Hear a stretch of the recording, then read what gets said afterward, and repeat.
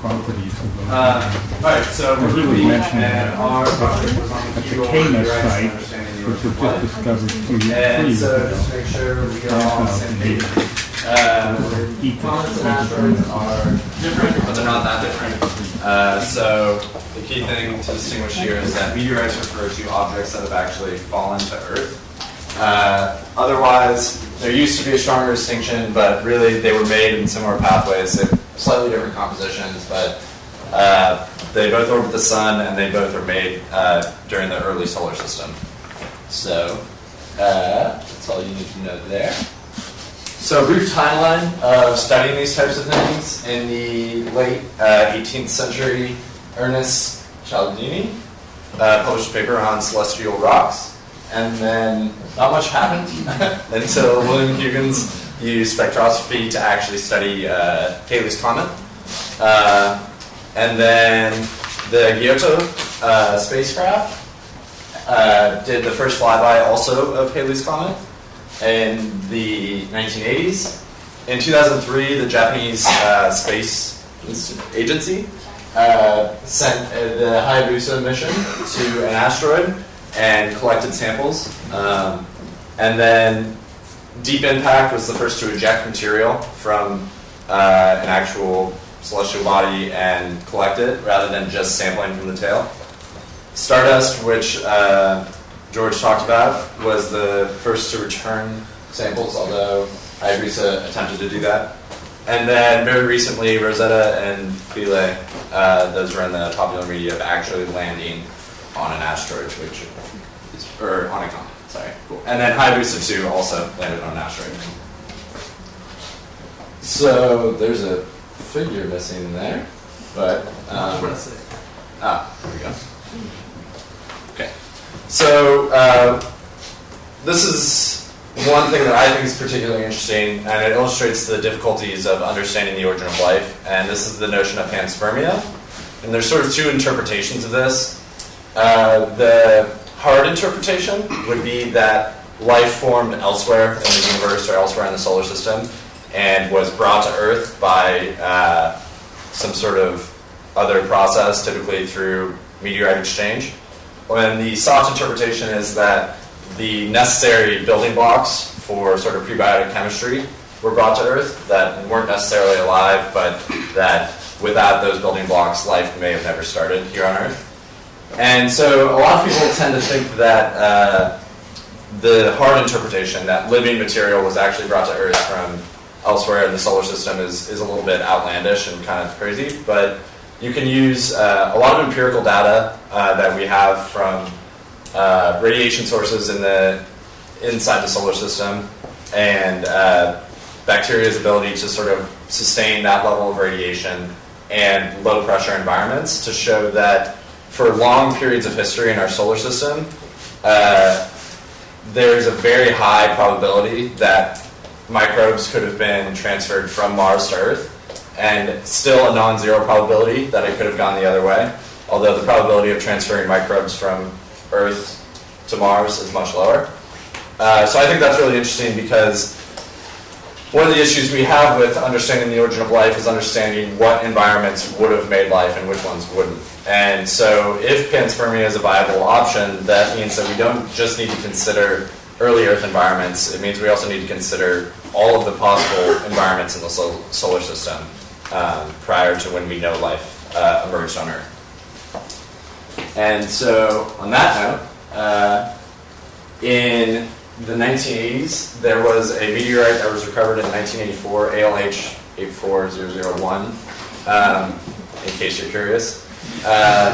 And this is really interesting because they found these on the meteorite, and these look like they were formed by biotic processes. They were actually reported, it made it to a conference, that life was found on Mars. It got a lot of attention. It was a very big deal. Turns out you can make these in totally abiotic ways, and they can be found on Earth also, and they're not being formed by biology. So wasn't life on Mars, but it sure seemed like it.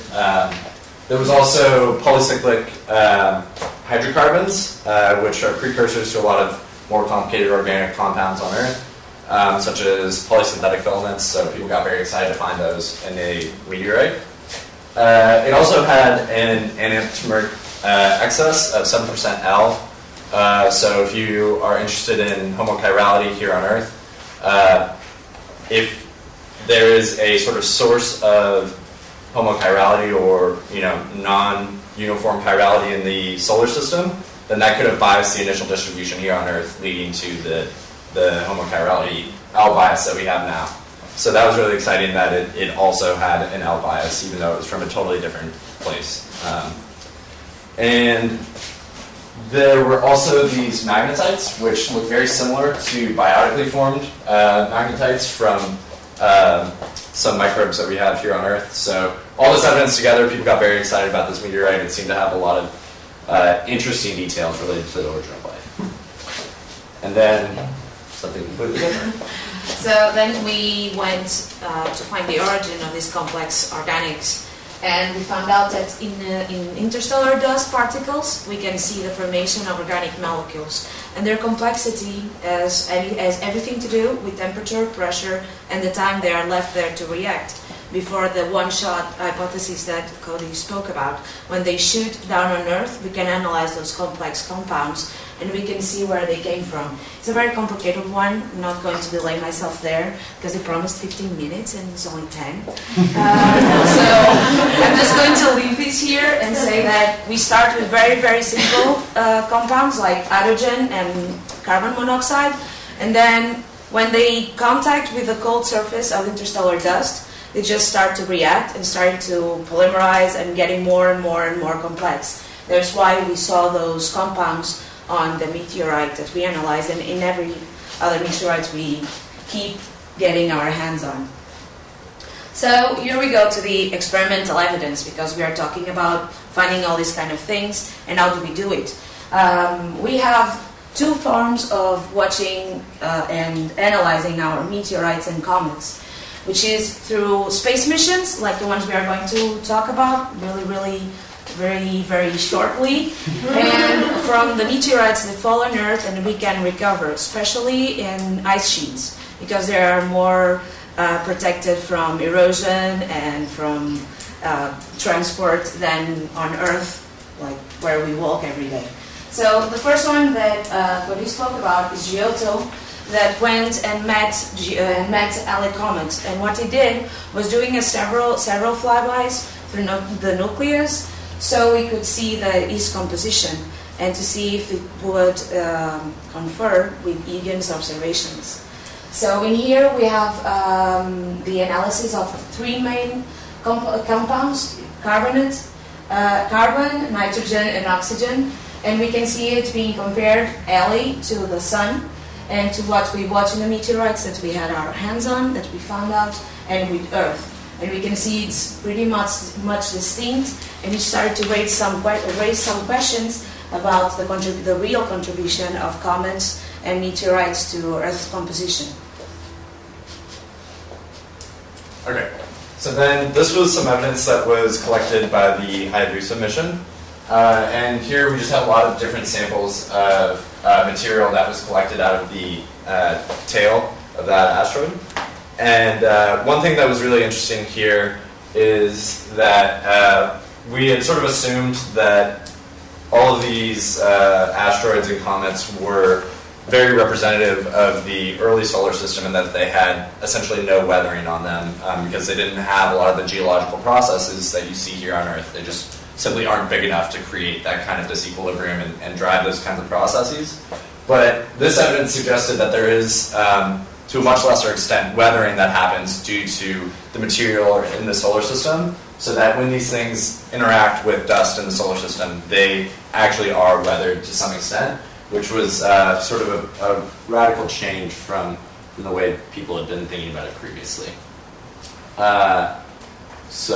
And then the Stardust mission, George talked about a lot, so I'm not going to spend too much time on it. It was really exciting. Provided a lot of new, cool techniques for studying this kind of material that we didn't have previously. But the key result is that you get all of the sort of important compounds that you need for life on Earth, all the SNOPs sort of elements.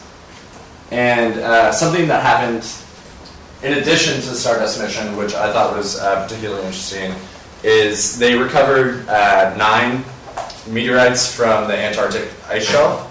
And they analyzed this, and they found them really rich in anodine and guanine and several other important precursors for key biological molecules.